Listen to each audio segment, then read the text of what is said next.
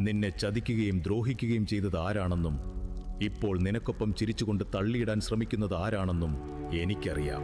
നന്മയോടെ നിന്നിട്ടും നിന്റെ കണ്ണീരിന് കാരണക്കാരായവരെ ഞാൻ കാണാത്തതല്ല. നിന്റെ കണ്ണിൽ നിന്ന് വീണ ഓരോ തുള്ളി കണ്ണീരും, നീ വിഷമിച്ച നിമിഷങ്ങളും എന്റെ കണക്കിലുണ്ട്. നീ വിഷമിക്കാതെ ധൈര്യമായിരിക്കുക. നിന്നോട് അനീതി പ്രവർത്തിച്ചവർക്ക് ഒരിക്കലും രക്ഷപ്പെടാൻ കഴിയില്ല. അവർക്ക് ഞാനൊരു സമയം കൊടുത്തിട്ടുണ്ട്. അതുവരെയും വിജയിച്ച സന്തോഷത്തിൽ അവർ കഴിയട്ടെ. ആ സമയം കഴിയുന്നത് മുതൽ നിനക്ക് വേണ്ടി ഞാനൊരു തുടക്കമിടും.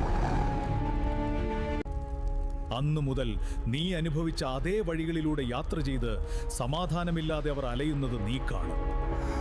നിന്റെ കണ്ണീരിന് മറുപടി കൊടുക്കുന്ന നാളുകൾക്ക് അധിക ദൂരമില്ല. നീ ഭയപ്പെടേണ്ട.